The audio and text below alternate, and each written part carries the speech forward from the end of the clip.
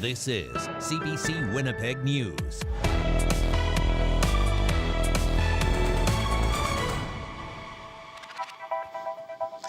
Good evening. Thank you for joining us. It was a double homicide that shook a quiet cottage community earlier this summer. Now, RCMP have charged 2 people with second-degree murder after a man and woman were shot at a home in the Sandy Bay area near Victoria Beach in June. And as the CBC's Mike Arsenault reports, police found the 2 suspects on opposite ends of the country. Wednesday, RCMP released the names of a man and a woman who were the victims of a double homicide in the Sandy Bay cottage area earlier this spring. 29-year-old Sly Thiebert, as well as 41-year-old Melissa Wilson, both of whom died of gunshot wounds. On June 20th, RCMP responded to reports of gunshots in the RM of Victoria, about 100 kilometers north of Winnipeg. Officers found Sly Thiebert and Melissa Wilson dead near one of the cottages on a property on Hampton Road. During the investigation, RCMP identified 2 suspects who had since fled the province. October 7th, officers arrested 28-year-old Mitchell Johansson in Abbotsford, BC, and early Wednesday morning, they arrested 31-year-old Nathaniel Moore Harrison in New Minas, Nova Scotia. Both men have been charged with second-degree murder. I can say that the suspects and victims were known to each other, and at this time we believe the male victim was targeted by the suspects and that the female victim was killed for being at that specific residence in Victoria Beach when the suspects arrived. Staff Sergeant Sean Grunwald says Thiebert and Wilson were acquaintances, and the victims and the suspects were all part of the RM of Victoria Beach community. He says the investigation is ongoing, and they believe there may be people in the community who have more information about the night of the murders. It's been several months since the homicide occurred that people have been told things, people might know some things, people just might not have come forward. We're hoping now that with 2 people in custody, that'll assist, hopefully, for them to do the right thing and come talk to us. RCMP couldn't say what the motive was for the 2 killings or why the victims were targeted. Officers say they're still investigating why the suspects fled in opposite directions. Johansson, who was found in BC, has been remanded in Manitoba, while Moore Harrison, who was located in Nova Scotia, will be brought here in the next few days. Mike Arsenault, CBC News, Winnipeg. It was a promise Premier Wab Kinew made before he was elected in 2023, reinstating health care for international students in Manitoba. But that promise still has not been fulfilled. A rally was held this afternoon calling for answers and transparency. The CBC's Felicia Adam was there. Premier Kinew, follow through. Healthcare now is overdue. A small but passionate group stood by the Premier's constituency office, holding signs and demanding change that was promised more than 2 years ago. It's very disappointing to know we've come this far into the years and we don't even have care that we'd received 7 years ago. Omega Brathoki studies at the University of Winnipeg. She says international students are required to spend upwards of $1,600 a year for private health insurance. But the care is limited and may not include things like prescription drugs or the ability to get a family doctor. A lot of people live in a lot of fear to be able to be sick. Just makes it very hard for students to navigate their education here. And students are here to get education, not live in anxiety and fear. The former PC government revoked access to universal health care for international students in 2018, saving the province $3.1 million a year. During the election in 2023, the NDP vowed they would reinstate health care for international students. It's been quiet. It's been 2 years. We've had nothing. The Premier has said they will keep their promise, but they haven't. And it's been 2 years. We continue to see members of our community fall through the cracks. We're tired of waiting. Health Minister Uzoma Azaguera says the NDP is working on it, but that it's not as easy to restore the program as it was to cut it. This is going to be done in partnership across departments. It's going to be done in partnership with post-secondary, and it has to be done in a way that is sustainable and can be rolled out responsibly. So there's a number of steps that must be in place in order for this to happen. And while the NDP couldn't provide a timeline on when the changes would happen, the group here are asking for it to be reinstated at the start of the next school year. Felicia Adam, CBC News, Winnipeg. The number of children in care in Manitoba is up for the first time in several years. The annual Families Report shows there were 9,172 children in care last year. That is about 250 more than the year before. It is the first notable rise since before the pandemic, and despite legislative amendments that came in last year designed to place more youth with family and kinship arrangements. The report suggests 42 youth were in kinship care as of March. The province says the hope is the new policies will bring the number of kids in care down.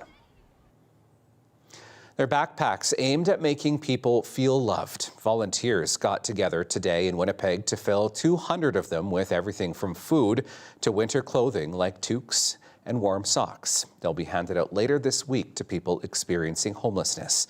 As the CBC's Alana Cole explains, it's a way to honor loved ones lost too soon. There you go. Thank you. The items going into these backpacks might seem simple. Food, a sleeping bag, warm hats. But they also carry a deeper purpose. I want to put a smile on people's faces. They get the backpack, they open it up, and they go, oh, wow, this is just like Christmas to them. There's so much stuff. They rip through the stuff. They take things apart that are in the backpack. People that didn't get a backpack, they're sharing with them. This is organizer Chuck Neufeld. These 200 bags filled with supplies for those experiencing homelessness. Neufeld said the idea started with his son Sean and his girlfriend. Now he does it to honor them. He says both struggled with substance use. Both died of an overdose. I had a hard time this morning getting up. I'd love to have him here, but that's not the case. Backpacks from Heaven is in its 6th year, helping others to honor those who die too soon. Community advocate Mitch Bourbonniere is volunteering. Last week, he backed a proposed plan by the province to open a 72-hour detox center at 190 Disraeli. It would be for people highly intoxicated on meth or other drugs. There's a tsunami of people addicted to some very poisonous, awful drugs.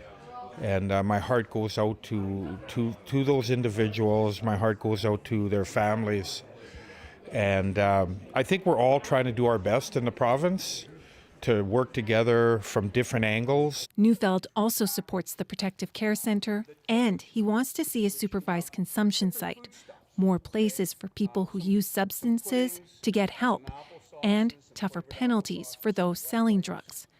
For his part, he'll keep honoring his son by giving back. The community that I've reached out to do contributions are embracing this as well, and I know Sean would be happy with it. They'll be distributing the backpacks Friday. Neufeld hopes he can make even more next year. Alana Cole, CBC News, Winnipeg. Manitoba's police watchdog has cleared an officer who drove over a woman at an encampment in Winnipeg's Fort Rouge Park last September. The Independent Investigation Unit says 2 officers were there in an unmarked cruiser that night to make an arrest. The report says the woman was wearing dark clothing and lying on her stomach when she was struck. Tammy Bateman, who was in her 30s, was taken to hospital where she died. The IIU civilian director called the incident an unfortunate accident. A Northern Manitoba First Nation is mourning the sudden death of their longtime fire chief. Raymond McKay worked for decades as the fire chief at Pimicikamak Cree Nation, also known as Cross Lake. McKay was instrumental in keeping the community safe during this summer's devastating wildfires. He was also a beloved member of the community and a friend to many. We all knew him, and it's hard to replace somebody that you know so well who's done the job for such a long time. And you had a relationship with as a friend or a family. It's hard to even start to comprehend that we need to do that. The cause of death hasn't been confirmed. Plans are in the works for a memorial service in the community. Time for a first check on our forecast on what was another gray day for many of us across the province. Let's bring in weather specialist Darius Madavi.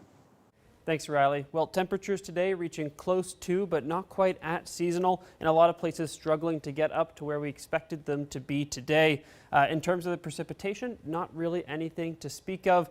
We've had a little bit of cloud building into the north and the south, bit of an overcast day in many places, but as we head into tomorrow, that's going to decline throughout the day. We're going to see a lot more sunshine coming out and sticking around into the weekend. Now, that precipitation that we did see earlier in the week, that low pressure, that big low that had been causing it, really starting to move down towards the southeast. So not really too much to worry about there, and that's why we're going to continue to see sunshine over the next few days. We saw that in our precipitation forecast there briefly. We'll take a closer look at that later in the show, as well as talking about what is probably the big story. I know I said highs close to seasonal, but those chilly overnight lows down to the negatives, also seasonal, but definitely feeling cold as we head into the winter. Here's our skycast for tomorrow. We got temperatures sticking right around normal once again, but they continue to climb as we head into the weekend. Loving it. Thanks, Darius. Still ahead, it is a development that is pegged to cost more than $1 billion. After the break, what's slated to go on this land in St. Boniface after it sat vacant for decades? Stay with us.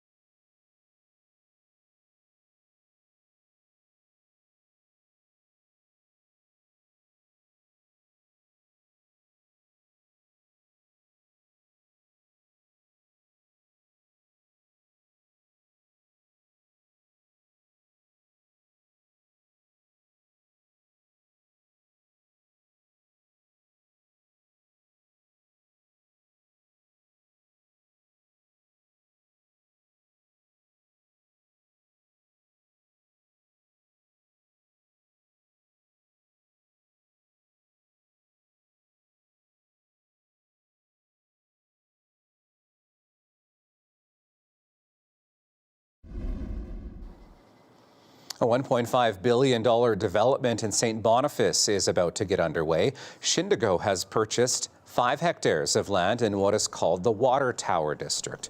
The former Canada Packer site near Marion and Archibald has sat empty for decades. Shindigo says it will develop retail and housing with the potential for assisted living, parks and industrial areas. The land first had to be cleaned up after decades of industrial use. We have shovel-ready land in an infill site in a great neighborhood. The Franco Manitoban community hasn't had anything new for as long as I've been around, and that's a long time. The first phase will see about 700 housing units built, similar to what Shindigo has built at Grant Park Festival on Taylor. A busy intersection in Charleswood now has a traffic light. The city unveiled new signals today at Wilkes and Charleswood Road. It comes after calls from people in the community concerned about safety with the new Ridgewood West development adding more traffic to the area. The city says more safety measures are coming. Many will comment, why not Elmhurst? Why not Fairmont? Why not community? This is a larger part of the Wilkes roadway safety strategy that Public Works is considering here for the upcoming budget, where we could see significant investment into Wilkes and the intersections that cross it. The cost to install the traffic lights was about $350,000. Ridgewood developer Qualico picked up the bill. The city of Winnipeg is changing from using safety glass in bus shelters to polycarbonate panels in 30 busy locations. The pilot project will replace the glass with material it says is stronger and may save the city money. Since 2020, the city has spent $1 million replacing broken glass in shelters. The city says polycarbonate costs 15% more than safety glass, but is 250 times more impact resistant and more flexible. It says the upgrades are just one component of a larger transit safety strategy, which includes regulations that transit shelters cannot be used for camping or storage. Well, we are just 2 days away from Toronto hosting Game 1 of the World Series, but Blue Jays fans are worried they'll be priced out of attending games. Many are frustrated to see online tickets for Friday and Saturday's Games 1 and 2 disappear in a flash, only to reappear at an inflated price tag. And as Nisha Patel reports, Ontario's Premier says he wants to review the issue. Blue Jays fans raced to score a ticket to watch the World Series. Hundreds of thousands were in the online queue. Many came up empty-handed. I was like 800 in the queue, and I just took too long. I didn't even bother trying. It's so unfair, and it's so frustrating. For the first World Series game in more than 30 years, and fans from across the country vying for just 40,000 seats, demand is extremely high. Season ticket holders were able to buy days before the general public.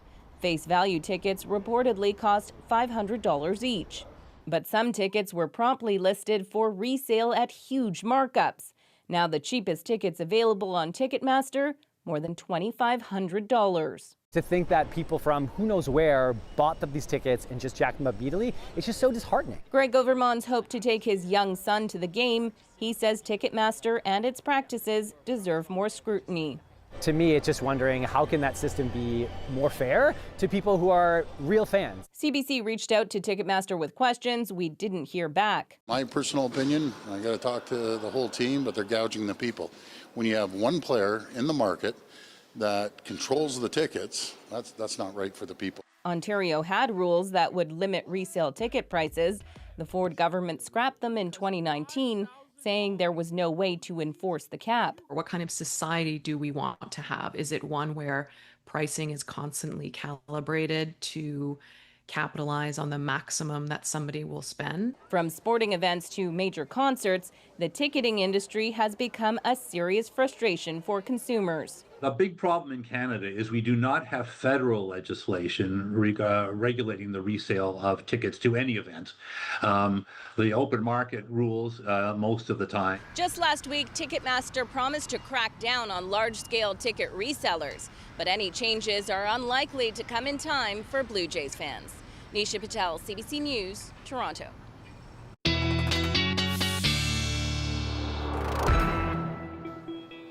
Time for a full check on our Manitoba weather forecast. Let's bring back weather specialist Darius Madavi now. And Darius, it was another chilly start to the day, even here in Winnipeg.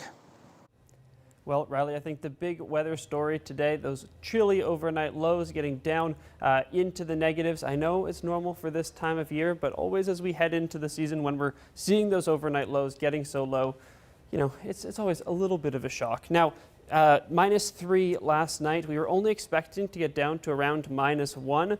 So getting down to -3, definitely a chilly overnight period. Now we are going to hit the negatives again tonight, more than likely down around -1 in Winnipeg again tonight. But as we head into tomorrow, here we go. There we go. Tonight, -2 in a few places. Not really getting down below that though. But as we head into the weekend, those overnight lows definitely starting to come back up.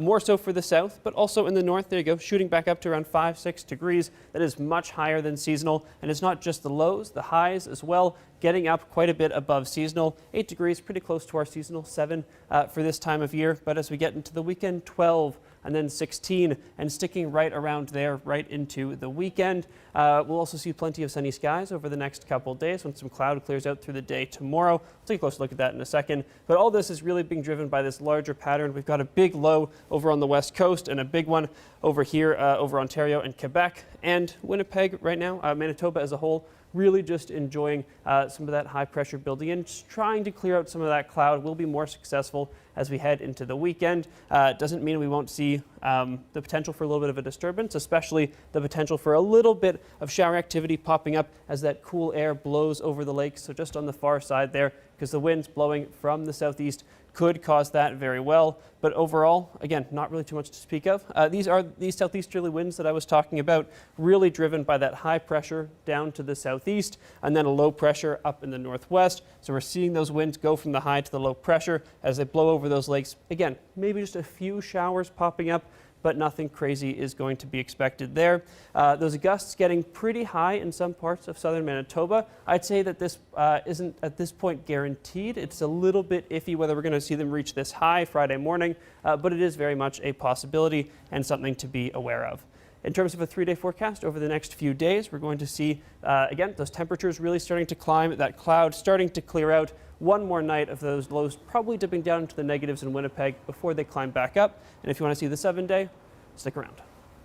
Thanks, Darius. Darius keeping an eye on our weather for the next few days while Brittany's away for a few days here. Well, crushing a pumpkin, especially a giant one, isn't an easy feat.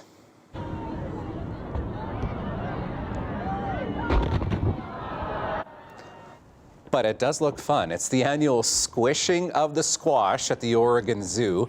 And these gourds are no match against the stomping force of an adult elephant. But 8-month-old Tula 2 hasn't quite gotten the hang of it just yet. So she has resorted to kicking it around instead, like a soccer ball there, as you can see. The zoo says one of this year's gourds weighs more than Tula.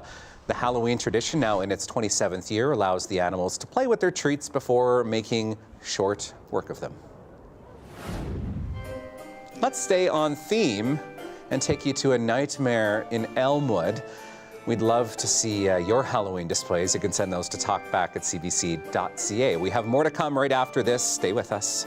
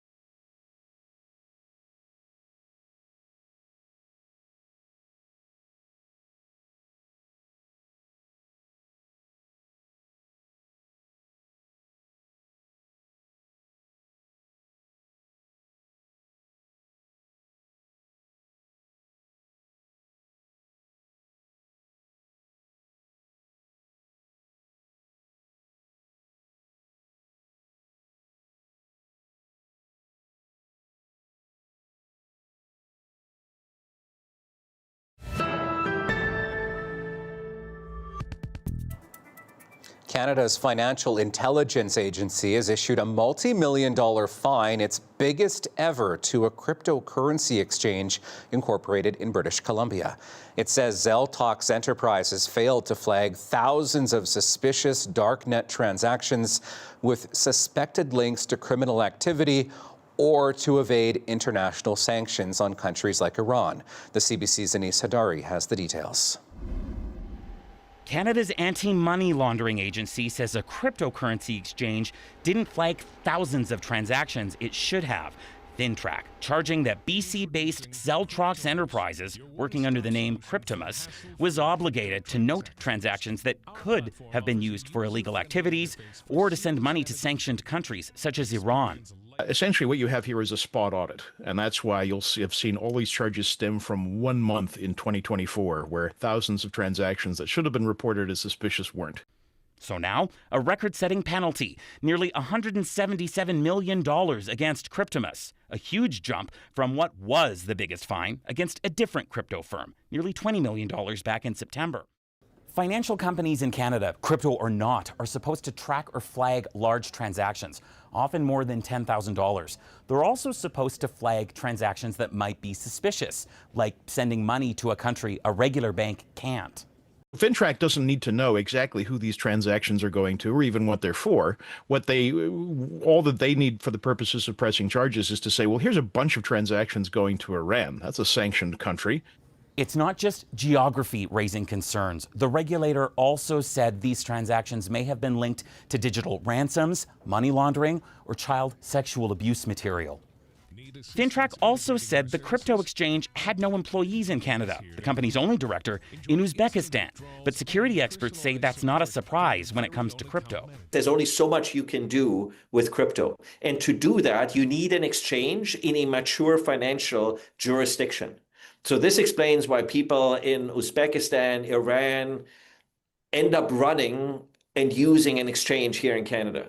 This big fine could be a sign of more enforcement to come, with the federal government saying it wants to launch a national financial crime agency. CBC News reached out to the crypto company being fined this time and only got an automated sales message in response. Anis Hadari, CBC News, Calgary.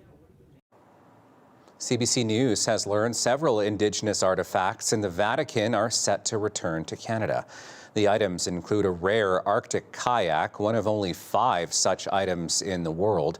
Sources said the handout will be a church-to-church donation, which allows the Vatican to avoid setting a precedent of returning cultural objects directly to nations or communities. Dozens of property owners in Richmond, BC are worried about their homes and their future. They've been warned that they may not be the rightful owners of the land their houses sit on after a major court ruling in an Indigenous land claim. The CBC's Caroline Bargout explains. This is Williams Road alignment, and that's where we are. Anna and Paul Wojtowicz have lived in their Richmond, BC home for nearly 40 years, but they just received a letter from the city saying it may be in dispute. The 2-acre property is located in an area the Cowichan tribe say belongs to them. Quiet word, the way it's worded in that letter, we could be thrown out. Somebody can just come and say, The letter sent to the owners of 150 properties points to a court ruling recognizing Aboriginal title for part of the land, saying it may compromise the status and validity of your ownership. The Cowichan tribes fought for 11 years to prove they had never relinquished their rights to an area of land by the Fraser River. In August, the Supreme Court of British Columbia ruled they had established Aboriginal title to roughly 800 acres, which also includes land owned by the city and the federal government. The Cowichan maintain they don't want to evict homeowners. Well, at this point, I don't think that they need to be in a position of fear. The nations have said that they're not interested in, reasserting their occupation of those lands that are owned by private citizens. However, land owned by the city, the feds, and corporations are a different story. The province says it's appealing. We are arguing to defend those private property rights of those homeowners. This lawyer says the solution is to negotiate, not further litigate. If the BC Court of Appeal further elaborates on on this lower court decision, then it will become binding law throughout British Columbia. The court's decision does not take effect for 18 months to allow the parties to make the necessary arrangements. It's not clear if that will happen now that the case is being appealed. In the meantime, homeowners will remain in limbo until the issue is settled. Caroline Bargut, CBC News, Vancouver. Overseas tonight, the International Court of Justice says Israel must allow the United Nations aid agency known as UNRWA to provide humanitarian aid in Gaza. The UN General Assembly asked the court to issue an opinion on Israel's legal obligations after Israel effectively banned the aid agency from operating in Gaza. Crystal Gamansing has the latest from Jerusalem. The International Court of Justice found in its advisory opinion that Israel has not been adequately supplying the necessities of life to the population in Gaza. Now, in the court today, when it was reading that decision, it said that it is the obligation of every occupying power under international law and as a member of the Geneva Convention, which Israel is. Now, the court said that combating terrorism is never a reason to negate responsibilities under international law, and that a nation can never invoke security concerns as a reason to not provide aid. And the court did note that Israel halted all aid supplies into Gaza between March 2nd and May 18th. Now, it did say that occupying powers have the right to choose the agency that would supply those needed items. However, that agency has to be able to provide those items at scale. Other provisions of the Fourth Geneva Convention confirm that aid can be impeded only temporarily and for narrowly circumscribed reasons. For example, the second sentence of Article 60 provides that, and I quote, "The occupying power shall in no way whatsoever divert relief consignments from the purpose for which they are intended." Even with the ceasefire, even with the 20-point U.S. peace plan, not enough aid is actually getting into Gaza. Recently, on a good day, they have about 100 trucks entering. On a bad day, less. The agreement called for 600 trucks per day. Right now, we're only able to use 2 crossings into the Gaza Strip. We have no crossing at all in the north, and we really desperately, urgently need to have a crossing point into the north. If we had more crossing points, we would be able to deliver more aid, and we have a lot of aid sitting outside the Gaza Strip. A lot of attention right now on this region, and with this ICJ decision, a lot more focus will be coming on to the issue of humanitarian aid and opening up more crossings. Crystal Gamansing, CBC News, Jerusalem. Russia has launched waves of attacks across Ukraine, killing at least 6 people, including children. The overnight strikes also caused power outages in many parts of the war-torn country.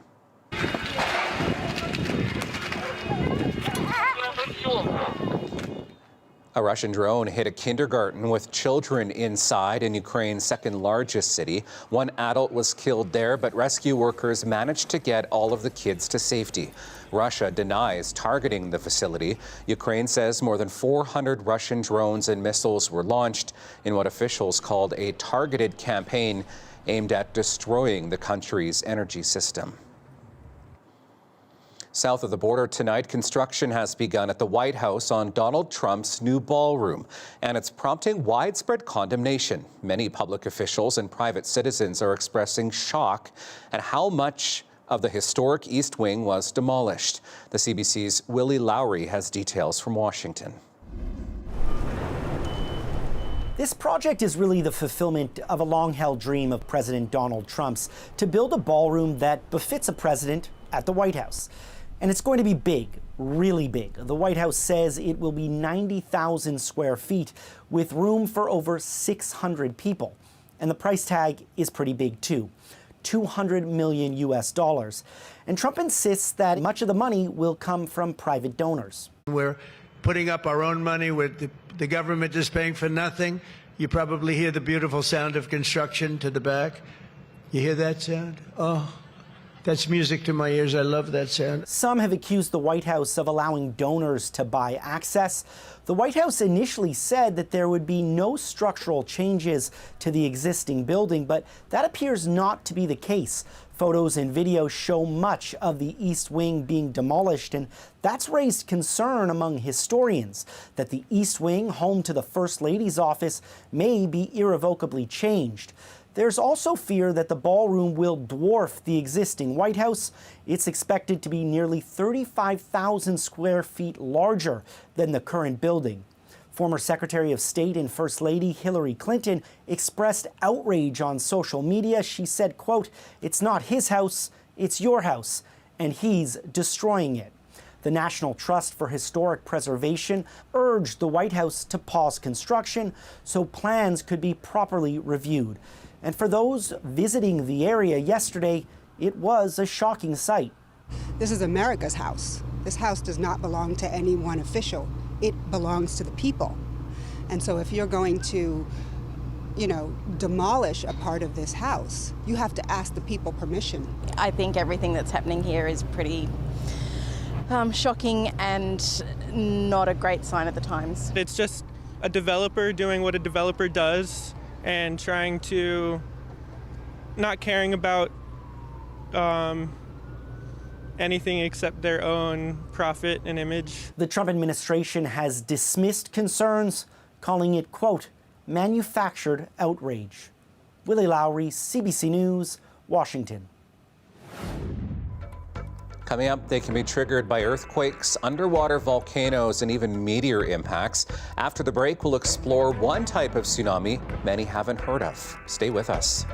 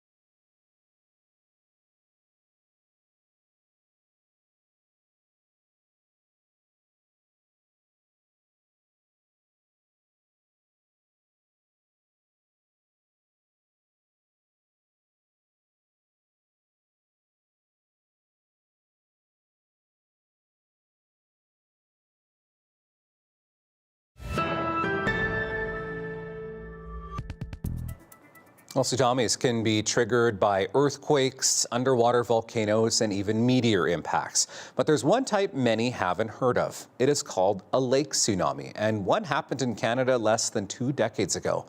The CBC's Johanna Wagstaff looks at how scientists managed to reconstruct a massive event that no one had witnessed firsthand. They're real, and they've happened right here in BC, right here at this lake. This is one of the most well-documented cases in the world, Chehalis Lake. Back in 2007, a massive landslide crashed into this lake just west of Harrison. About 3 million cubic meters of rock and debris from Mount Orrock fell more than half a kilometer straight down. When that mass hit the 175-meter deep water, it displaced so much energy that a wave shot 38 meters up the opposite shore. That's roughly equal to a 12-story building. Then that wave raced down the full 8-kilometer length of this lake, still reaching 7 meters high on the far end. Luckily, no one was here that day. But if it had happened in July instead of December, when this area is usually full of campers, it could have been devastating. So how do scientists know all of this if no one saw it happen? First, this landscape told them.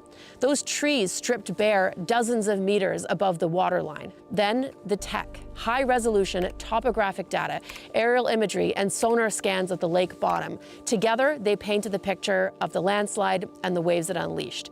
The trigger for all of this? Heavy rain on snow. It saturated this already fractured bedrock, reducing stability until the whole slope failed. And when it did, it disintegrated into a debris avalanche, slamming into the lake at 60 meters per second. That's where the models come in. Scientists simulated the impact and wave formation, and the results matched almost exactly with what they found on the ground. That validation means we can now use the same tools to identify other risky lakes, ones with steep slopes, deep water, unstable geology, lakes like Salmon Arm, or even Harrison. If we want to really fully understand these events more, we need to look at reconstructing past events. One way to do this is using kind of the landslide deposits themselves and the features in the lake. And we're working towards a different type of method, which uses actually the sediment on the bottom of the lake, which is a really good archive of thousands of years of earthquakes, climatic shifts, and events like lake tsunamis. Chehalis Lake is our modern example to do that, to understand actually what impact those events have. The more events we can reconstruct and understand why they happened, the more we can actually get to a larger hazard model that could fit in to the existing hazard models that BC has. Events like this aren't common, but they are part of BC's landscape story. And as climate change makes slopes wetter and less stable, what happened here at Chehalis might not stay a one-off.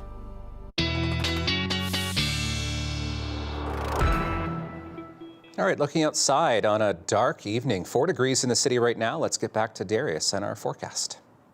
Well, Riley, it's my favorite time of the show. Once again, we're doing the dog walking forecast. Thank you to Leah, sorry, different pronunciation, for sending in this amazing photo of Lucy. I chose this one because, you know, tomorrow morning, definitely a time when you're going to want to be a little bit more bundled up, a little bit cozy indoors because, again, getting down to the negatives, but it's the last time for a while until at least probably mid next week. We're going to see those highs and lows significantly, as much as 10 degrees above normal. So get ready for definitely some warmer days ahead. If you're going to be out tomorrow walking the pup, definitely if you want a sunnier experience later in the afternoon, later in the day, probably going to be your best bet. Now let's take a look at the almanac. In Winnipeg right now, or today, we got up to just above 5 degrees. In terms of the low, again, definitely a chilly one, one of the chilliest ones of the season so far. Record highs and lows, quite a bit more dramatic than what we saw today, but again, we're close to a little bit cooler than those seasonal normals, but we won't be for long. The other thing I wanted to talk about, speaking of normals and things that are a little bit more dramatic, the drought situation across Canada, including in Manitoba, significantly worse than usual as a whole. Just a lot of areas that have been abnormally dry all the way up to that really sort of extreme drought. Not quite in the exceptional range anywhere in Canada right now, but Manitoba definitely one of the areas to be watching, one of the worst places. Riley, I know yesterday you talked about those precipitation levels have been quite a bit higher than normal throughout the month of October in Manitoba, particularly well, really, actually across most of the province. Those downpours in October will hopefully help the drought situation, but to illustrate the fact that drought is really a long-term phenomenon, here is a map of the last 30 days of precipitation. I'm sorry, this is the areas where Agriculture Canada provides this data for. They don't provide it for everywhere. But as a whole, Manitoba over the last 30 days has seen a good amount of precipitation, especially down in the southeastern parts, close to double the amount of rain and normal over the last 30 days, or I should say precipitation, I suppose. A small area that has less than normal precipitation, but if we take a look at the last 180 days instead, it's a much different picture. The last 180 days, a lot of areas significantly drier than normal. Now, we don't have much rain in the forecast over the next couple days, but again, expect a chilly-ish night tonight, and then some clearing skies through the day tomorrow. All right, thanks, Darius. Well, if you love animals, specifically dogs, well, I might just have the program for you if you want to spend a little bit more time with our furry friends. For more, I'm joined with Zoe Austin from Winnipeg Animal Services. Thank you for coming in. Thanks so much for having us. First, we have to meet the pup. Yes. Who is this? Give me my girl. This is Arabella. So Arabella is a wire-haired Jack Russell Terrier mix. She's about 2 years old. She's spayed. She comes with all of her shots and her vetting. She's a healthy girl, and she has one of the best temperaments of any dog I've ever come across in shelter. She's just sweet with everybody she meets. And she's still available? She is available. Okay. She actually, this is a bit of a scoop, but she hasn't been posted for adoption yet. So she'll be available probably tomorrow. So keep your eyes out. So the Business Buddies program, I mean, just maybe first of all, just explain what it is and how it works. Yeah, so Business Buddies is an extension of our Doggy Dates program. So Doggy Dates is where a citizen can come and take a dog out for the day, up to a week, spend time with a dog, whether they're interested in adoption or not. It's just a great way for people to experience the wellness that comes along with dogs, but also for our shelter dogs to have a moment out of the shelter where they can decompress and just be dogs. Who's this program geared toward? So what we're looking to do is help businesses enrich their employees, do team building exercises at our own shelter. Our people work in a hard environment, right? The thing that brings us together as a team and gives us a little bit of joy during our day is spending time with the dog. So it's geared to businesses who are looking for that wellness component as well as working with us to get these shelter dogs some enrichment and exposure. What's the benefit of placing a dog in an environment like that where they're around people all day long? And yeah, so it's twofold, right? We get to learn as a shelter what the dog looks like outside of our environment. Our environment ultimately is stressful, so we get to see what the tricks the dog knows are, what the dog interacts with people like, and then we also get that feedback from people, and people get to experience what it's like to be around these amazing dogs that we have.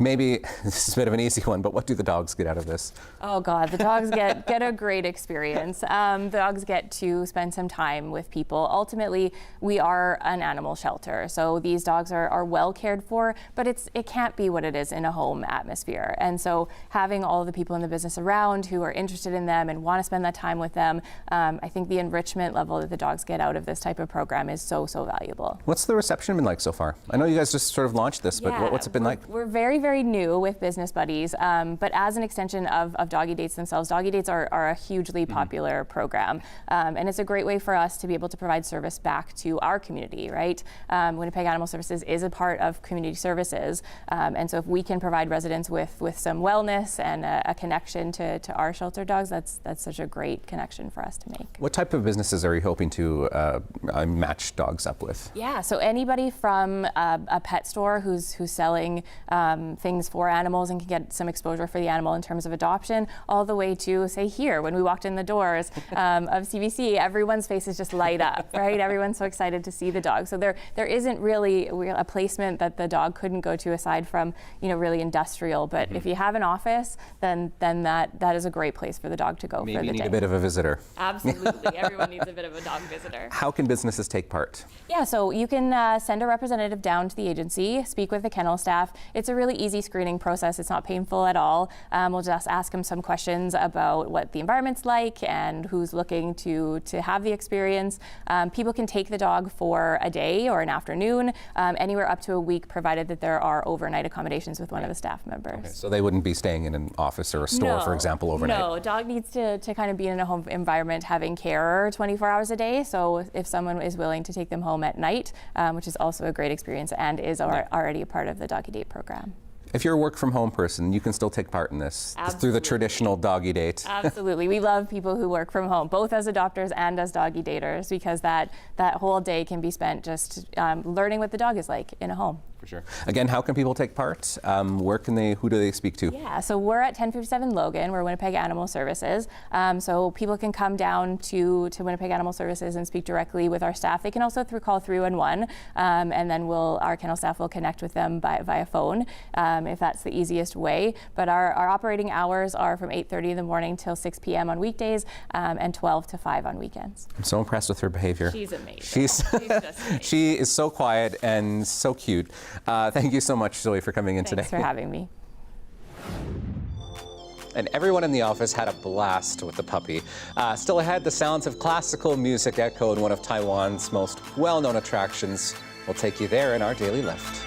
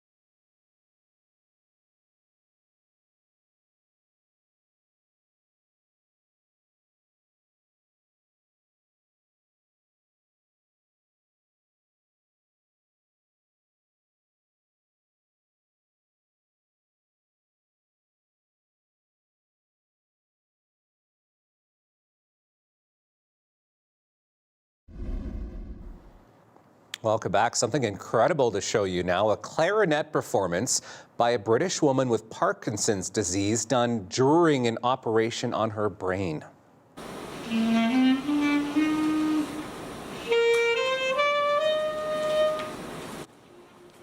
Wow. Denise Bacon was diagnosed with Parkinson's in 2014.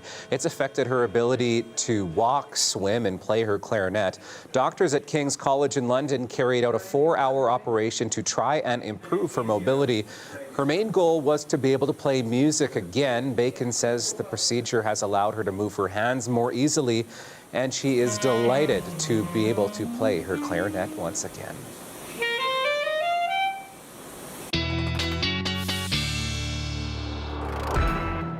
Well, Riley, I know I sound like a bit of a broken record, but the big weather story is those climbing temperatures, the sun coming out. Over the next few days, expect those temperatures to climb as much as 10 degrees above seasonal, above what we're seeing right now.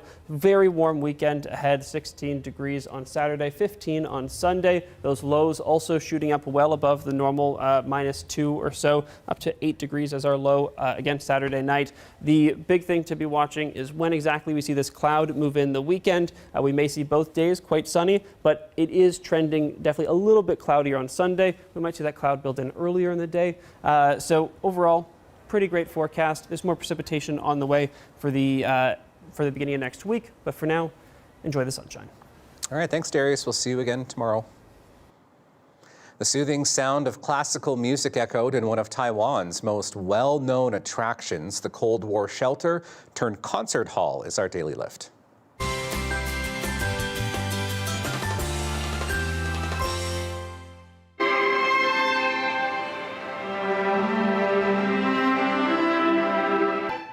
The sounds of cellos and violins filled the Jaishan Tunnel for the Kinmen Tunnel Music Festival. Performers sat on a small boat, which was gently paddled around the tunnel, itself lit up in bright colors. It was built during the height of the Cold War to shelter supply boats from Chinese artillery shells. This is the 17th year for the festival, which hosted 6 shows over 2 days. The director says the music tells the story of the tunnel and the preciousness of peace. The tunnel hosted 200 people each attending one of those 6 shows. Oh, it just looks so relaxing in there. Thank you so much for being with us on this Wednesday. I'll see you again tomorrow. Have a wonderful evening.